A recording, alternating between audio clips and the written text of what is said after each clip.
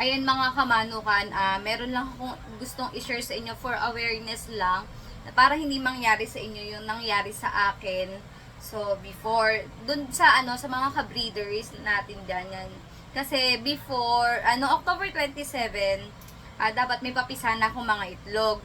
So, kasi nagmamark ako. So, yung 18 days nila, pagka-check ko dun sa itlog, dahil may salamin naman yun, wala pang crack.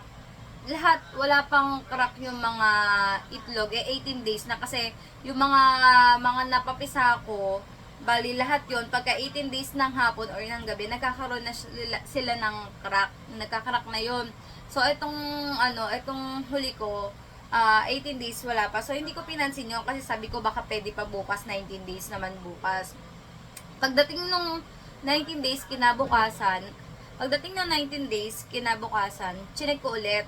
So, pag-check ko ulit dun hindi ko binubuksan yung incubator, chinecheck ko lang dun sa salamin kasi nakikita ko naman sa salamin.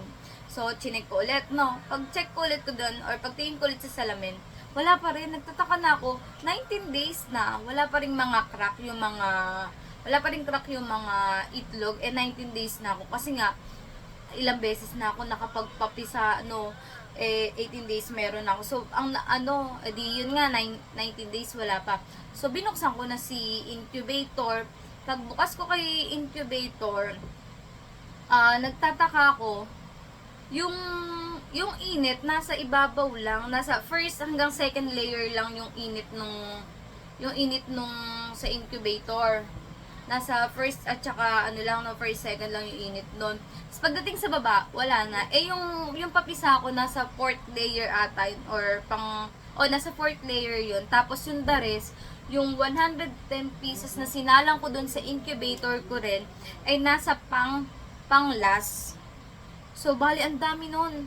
Mga kamano ka, ang dami nun. Nasa pang last na layer. So, bali, hindi naiinitan.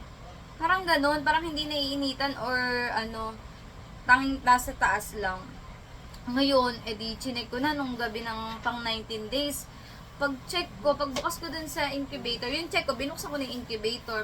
Nung pagbukas ko na incubator, wala, ano kayong problema nito? Ano kayong problema ng incubator? Kasi hindi ko naman alam kung ano talagang problema. Kung galit na galit pa ako dito sa bahay namin. Kasi sabi ko, baka may nangaialam dun sa pinipindot dun sa incubator. Or baka napipindot dun kasi may pindutan dun. Baka napipindot siguro. Di nagagalit ako, baka may nangaialam nga nun. Sabi naman ng nanay ko, wala doon nangaialam doon. Kasi alam naman daw na hindi dapat pakialaman yun. Di naman ako na wala naman di talagang mangingialam din. Ayun no. Ang ginawa ko, tinawagan ko yung gumawa ng incubator namin, yung kuya nung boyfriend ko. Yun. Tinanong niya kung nagana daw yung exhaust fan nung incubator. Bago yun mga mga ka-breeders, lahat ng itlog, kinandling ko. Tingin ko, yung mga papisa ko, sabi ko, nagbabaka sakali ako na baka mapisa pa, inilipat ko sa hatchery.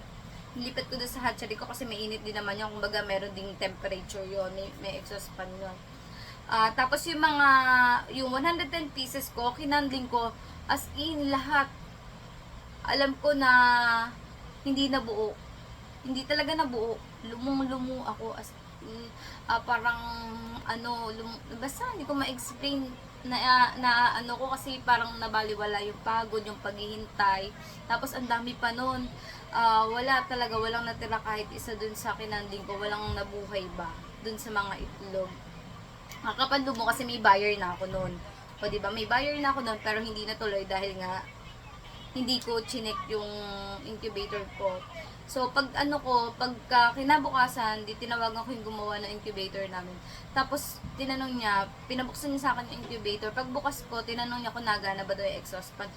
Yung pala, pagtingin ko, hindi pala nagana yung exhaust fan.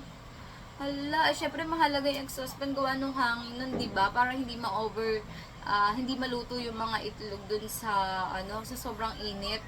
Ayun pala yung problema, hindi ko agad na-check. So, ayun mga kamanukan. Ayun yung gusto kong ipaano sa inyo, ipahiwatig or iparating sa inyo na siguro dapat talaga hindi tayo makampante kahit ilang beses na tayo nakapagpapisa sa mga incubator natin. Mahalaga talaga na i-check din yung loob na incubator kung meron pa bang hindi na under doon, or basta may, or baga katulad nun yung exhaust fan, hindi ko napansin na hindi na pala na under. Hindi naman maganda yung mayat maya anong bukas, kasi ako nagbubukas lang talaga ako ng incubator kapag 10 days at saka 18 days, kasi nga subok ko na incubator namin eh, hindi ko na malayan talaga, yun lang yung naging problema ko. So ayun, dapat pala talaga mag-check, i-check din natin, kumbaga pakikiramdaman din natin kung nagana pa ba lahat ng nasa loob. So ayun mga kamanukan, super sayang kasi may buyer na ako nun, tapos magkano din yun, di ba? Tsaka yung pagod natin at paghihintay para hindi mauwi sa sayang, i-check nyo din yung incubator nyo. Huwag tayong magpakampante. So yun lang.